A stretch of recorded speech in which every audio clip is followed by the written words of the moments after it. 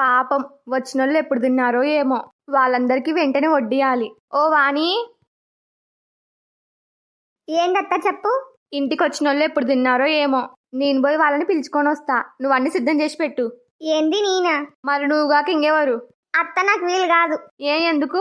ఏం పనుంది నీకు? నా కొడుకుకి స్నానం చేపియాలి. ఏమన్నా పనుంటే నువ్వు చేసుకో. ఆ స్నానం చేపించేది పెద్ద పని ఏమన్నా? తర్వాత చేపిద్దువులే. ఇప్పటికైతే అన్ని సిద్ధం చెయ్యి. ఈమెనన్నీ ఇచ్చిపెడతట లేదు.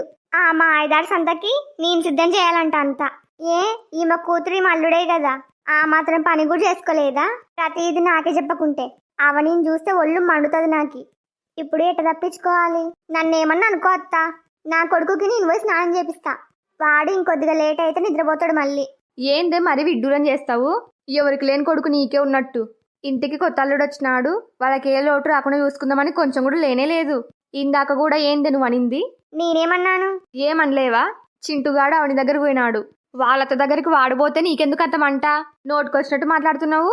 ఏందత్తా సైలెంట్గా ఉన్నా కదా అని సంబంధం లేకుండా మాట్లాడుతున్నావు. ఏంది? నేను సంబంధం లేకుండా మాట్లాడుతున్నా? అవును. నీ కూతురు అల్లుడు ఇంటికి వస్తే పోండి ఎందుకు వచ్చినారు అన్నానా ఏమన్నా? నా కొడుకుని నేను తిట్టుకున్నా, మీకెందుకు మధ్యలో? నా కొడుకు సరిగ్గా అన్నం తినకపోతే తల్లిగా నాకుంటది బాధ. వాడికేం తెలుసు చిన్నపిల్లగాడు. ఈరోజు అత్త అంటాడు, రేపు మామ అంటాడు. సరేలేనే, నీ కొడుకుని నువ్వు తిట్టుకున్నావు. అది సాలదన్నట్టు వానికి తినిపించి దాన్ని లోపలికెందుకు పోయినావు? అది గాక ఎంతమంది దిష్టి పెడతారో ఏమో అన్నావు. అంటే ఏంది నీ ఉద్దేశం? నా కూతురు అల్లుడు నీ కొడుకు తింటుంటే దిష్టి పెట్టే వాళ్ళ కనబడుతున్నారా? ఏ మాట మాట్లాడినావు? అప్పుడే చెడమడ తిట్టేదాన్ని. అందరి ముందర ఎందుకులే గొడవ అని ఊకున్నా. ఎందుకు తిడతాడు? తిట్టనీక నేనేమైనా తప్పు మాట అన్నానా? ఏంది? నువ్వు అనింది తప్పు మాట కాదా? దానిలో తప్పేముంది? మామూలుగా చిన్నపిల్లలు తినేటప్పుడు వాళ్ళకి దిష్టి తగలదా? ఆ ఉద్దేశంతో అన్నా నేను. నీ కూతురిని అల్లుని పేరు తీసి అనలేను కదా. గుమ్మడికాయ దొంగ ఎవరంటే భుజాలు తడుముకున్నట్టుంది మీ వాలకం. మీతో వాదించే టైం నా దగ్గర లేదు. నేను పోయి నా కొడుకుకి స్నానం చేపియాలి. ఏదో పెద్ద పని ఉన్నది అలాగే పిలిచింది నన్ను. దీనికి ఎంత పొగరు!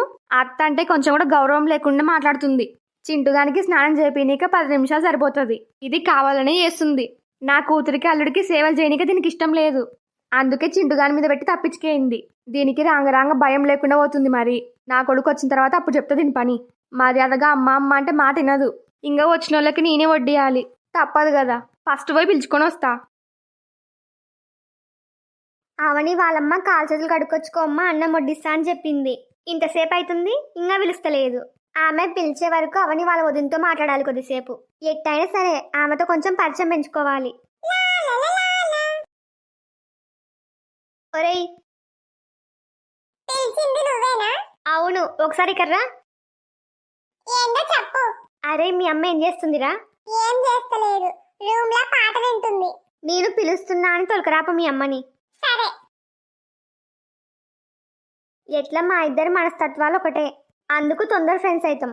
ఈమె నాతో చేతులు కలిపిందనుకో ఆవనికి చుక్కలు చూపించచ్చు.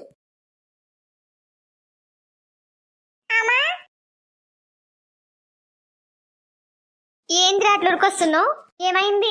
ఏం రాలే. మరెందుకు మెల్లిగా రాలేవా? కింద పడితే ఆంటీ పిలుస్తుంది. ఎవరు? ఆంటీనా? ఏ ఆంటీరా? మా ఇంటికి వచ్చింది చూడు, ఆ ఆంటీ. వీడేంటి ఆంటీ అంటున్నాడు? ఎవరి గురించి చెప్తున్నాడు? మన ఇంటికి వచ్చింది చూడు, ఆ ఆంటీ. ఆ పక్కింటి సరోజ వచ్చిందే? మళ్ళీ పప్పు కోసమో చక్కెర కోసం వచ్చింటది. కాదు, ఈ రోజు పొద్దున అత్తతో పాటు వచ్చింది చూడు, ఆ ఆంటీ పిలుస్తుంది. అవని వాళ్ళ ఆడపడుచు అయి ఉంటది. ఇంత కామెంది పిలుస్తుంది నన్ని. అసలు నాతో ఏం పని? అవని చూస్తేనే ఒళ్ళు మండుతుంది. ఇంకా దాని ఆడపడుచుతో నాకేం పని? ఏమన్నా అవసరం ఉండి పిలుస్తుందేమో. ఎంత పిలిచినా పోకూడదు. వాళ్ళకి అర్థం కావాలి. నేను మాట్లాడే తీరు, నా ప్రవర్తన చూసి మళ్ళీ రేపే తిరిగి వాళ్ళ ఊరుకోవాలి. రేయ్, రానన్నానని చెప్పు. అంతగా అవసరమైతే ఇడికి రమ్మని చెప్పు. సరే అమ్మా. అమ్మా, నాకు స్నానం చేపియవా ఈరోజు? అవును కదా, ఇప్పుడు నాకు ఇంట్రెస్ట్ లేదు. వీడికి సాయంత్రం చేపిస్తా స్నానం. కానీ అత్తయ్యతో గొడవ పడి మరి వచ్చినాను. నా కొడుకుకి స్నానం చేపిస్తా అని సాకు పెట్టుకొని మళ్ళీ అత్తయ్య అడిగితే ఏం చెప్పాలి? ఏదో ఒకటి కవర్ చేయొచ్చులే. నా కొడుకు నా ఇష్టం. నీకి స్నానం సాయంత్రం చేపిస్తా. అయితే నేను బంటిగాని దగ్గర పోయి ఆడుకుంటా. సరే, ఆడుకోపో.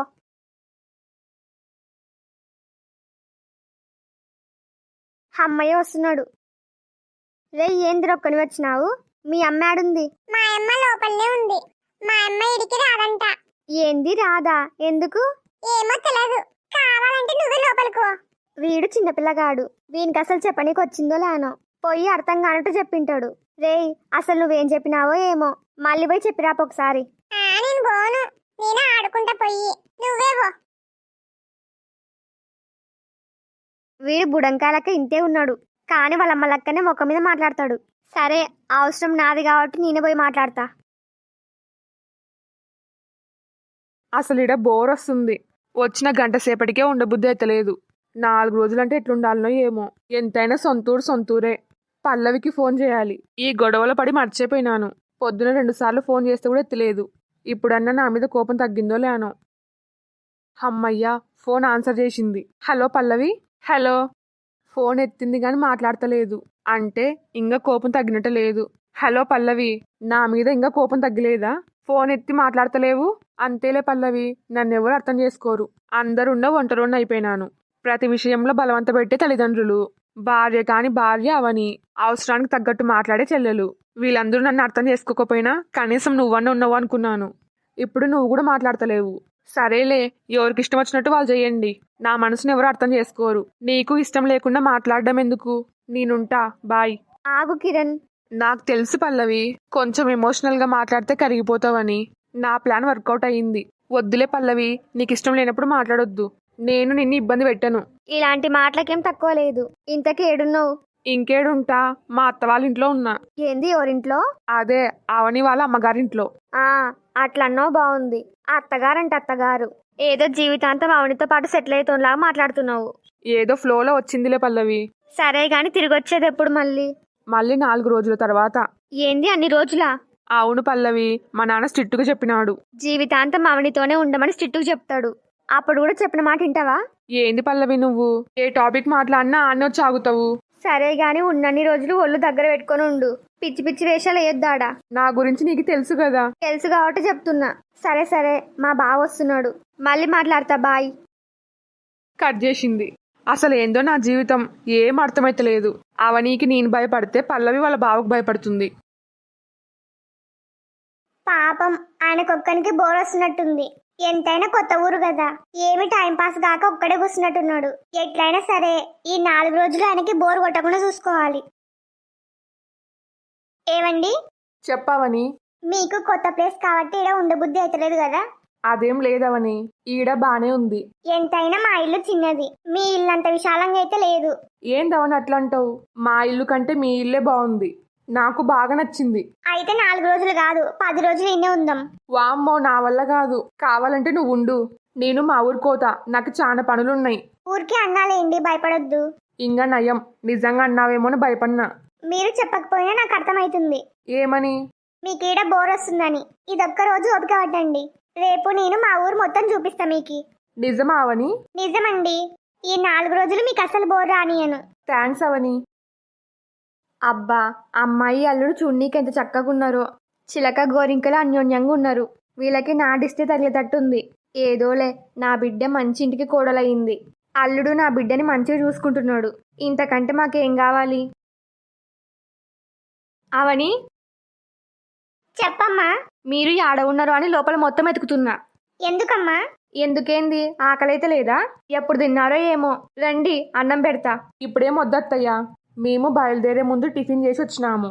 అవునమ్మా, ఇంకా కొద్దిసేపు ఉండి తింటాంలే. సరే మీ ఇష్టం, కానీ మీ ఆడపడుచు తింటానింది. అయితే స్వప్న కొడ్డియమ్మా. మేము తర్వాత తింటాం. సరే బాబు, కానీ మీ చెల్లెలు ఆడుంది. అదేంది, మా చెల్లెలు ఆడుకోతుంది, ఇంట్లోనే ఉంటది. ఏమ్మా, స్వప్న ఇంట్లో లేదా? ఇందాక చూసినప్పుడు హాల్లో కూర్చొని ఉండే, ఇప్పుడు లేదు. నేను బయటికి వచ్చిందేమో అనుకున్నా. అయితే మేడపైకి ఏమైనా పోయిందేమో. అంతే ఉంటది, స్వప్న బయటికి కూడా రాలే. సరేలే, నేను పోయి చూస్తా గాని. వాణిగారు లోపలికి రావచ్చా? అవని వాళ్ళ ఆడపడిచేంది సరాసరి నా దగ్గరికి వచ్చింది. ఇంతకి నాతో ఏం పని ఉంటది? ఏం పనైనా సరే అస్సలు లెక్క చేయకూడదు. వాళ్ళు ఎవరన్నా గాని నాకెందుకు. వాణిగారు లోపలికి రానా? రండి. మీరు అవనీకి వదిన అంటే నాకు అక్క అవుతారు. సరాసరి నా రూమ్లోకి వచ్చి వరుసలు కూడా కలిపేస్తుంది. ఈ అవనీనే ఆడపడుచు అనుకుంటలేను. ఇంకా నా ఆడపడుచు ఒక్క ఆడపడుచుని చెల్లి అని ఎట్లా అనుకుంటా? అక్క, మిమ్మల్ని ఒకటి అడగాలి. నన్ను అక్క అని పిలిచొద్దు, వాణి అని పిలిస్తే చాలు. నీకు కావాల్సింది బాత్రూమ్ అయితే మా రూమ్లో లేదు, అవని వాళ్ళ రూమ్లోకి పో. లేక ఆకలేస్తుందంటే మా అత్త ఉంది మా అత్త దగ్గరకో, లేదా టైం పాస్ అయితే లేదు ఇంట్లో బోర్ వస్తుందంటే మా మామయ్యతో కలిసి చేనుకో. ఇంకా నన్నేం అడగాల్సిన అవసరం లేదు. ఊరి దేవుడు, కనీసం మాట్లాడనీక కూడా ఛాన్స్ ఇస్తలేదు. అసలు నేను చెప్పేది వింటదా వినదా?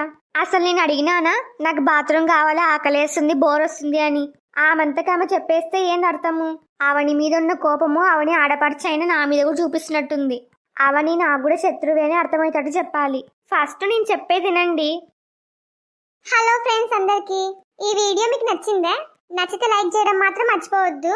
అట్లనే మీ ఫ్యామిలీ అండ్ ఫ్రెండ్స్ కి వీడియోని షేర్ చేయండి. నేను 1000 సబ్స్క్రైబర్స్ కంప్లీట్ అయ్యాక వీడియోలు ఎంత ఎక్కువ పెంచుతా అని చెప్పినాను. అట్లనే చాలా మంది క్యారెక్టర్స్ కి డ్రెస్సెస్ కూడా చేంజ్ చేయండి అని అడిగినారు. ఇంకో 3 days లో డెఫినెట్లీ మీరు చెప్పినట్టే చేస్తా. ఇంకా మా ఛానల్ ని సబ్స్క్రైబ్ చేసుకున్న వాళ్ళు ఎవరైనా ఉంటే ఇప్పుడే మా ఛానల్ ని సబ్స్క్రైబ్ చేసుకోండి. వీడియోకి హైప్ చేయడం మాత్రం మర్చిపోవద్దు. మీ ఫీడ్బ్యాక్ ని కామెంట్ చేయండి. మాకు సపోర్ట్ చేయొచ్చు కదా please. Thanks for watching. Bye bye.